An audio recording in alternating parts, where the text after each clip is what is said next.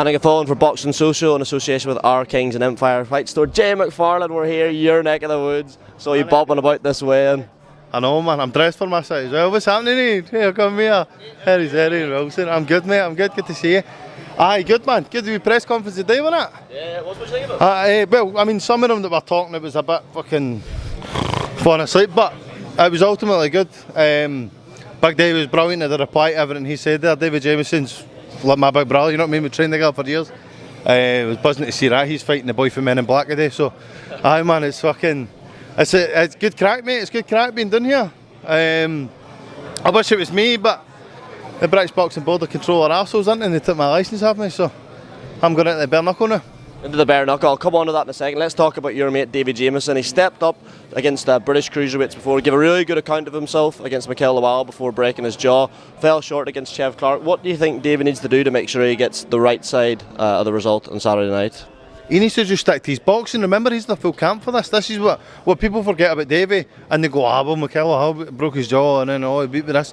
He never has full camps for these guys. He never had it. He takes the fights last minute because he always stays ready enough that he can do so and he can make the weight. But he's at it. He's been at it. I've seen him in the gym. He's training hard. He's looking good. He's and the guy he's fighting, I'm sure Davies took bigger shits than that allies. You know what I mean? No disrespect to him, but he's a blown up middle. He's a small guy. Listen, he packs a punch. I've seen him fight. I wouldn't fancy fighting him. He's a hard cunt. You know what I mean? But Davies looking very special now. I'm really excited to see him on Saturday night. So. A word on yourself, Jay. You touched on the British Boxing Board of Control. So people who don't know what has happened there, how come you've had to make the transition to bare-knuckle? I actually sparring with Davey. So 2 weeks before my last fight, I got a nick under my eye, I got a wee cut under my eye. I put stuff in it to heal the cut. Hi guys, hi.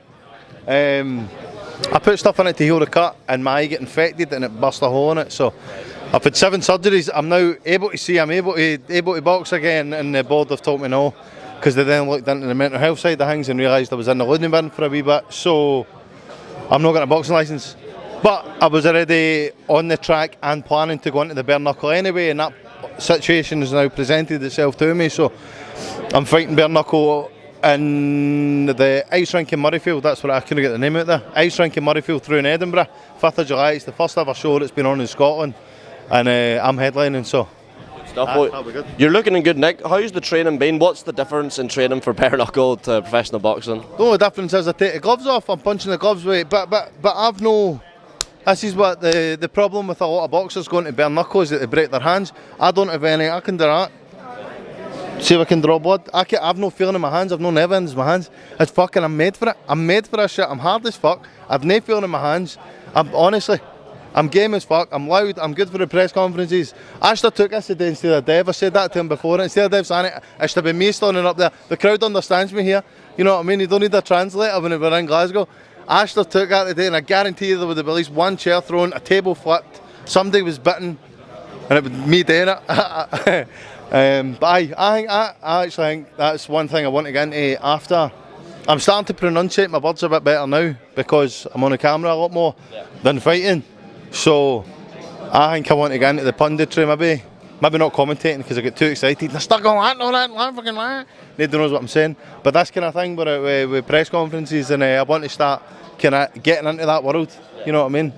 I'm a good talker. I know I'm entertaining. I'm quite funny. You know what I mean? I'm handsome. My grandchild. No one would deny that, Jay. Just last thing I want to get your thoughts on. I'll let you carry on. What did you make Dave Allen, Johnny Fisher 2 at the weekend? Obviously Johnny's a heavyweight who had been getting the hype, getting the push, and was found wanting against Dave. What did you make of it?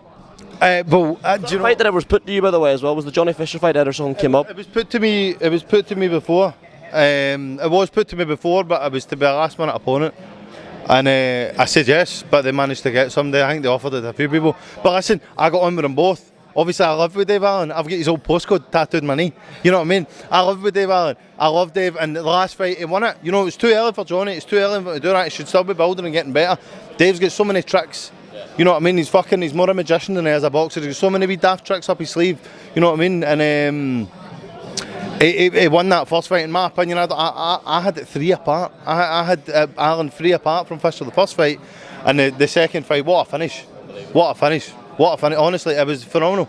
Unbelievable. So I'm so delighted for Dave. I know he's out his shop now buying a detached tissue, you know what I mean? That's what he wanted in the first place. So, and the big nights to come for him, and also with Johnny Fisher, the massive nights to come for him. He's a fan favourite, he's a nice guy, he's funny, his dad's a character, you know what I mean? He'll be back fucking plenty, you know what I mean?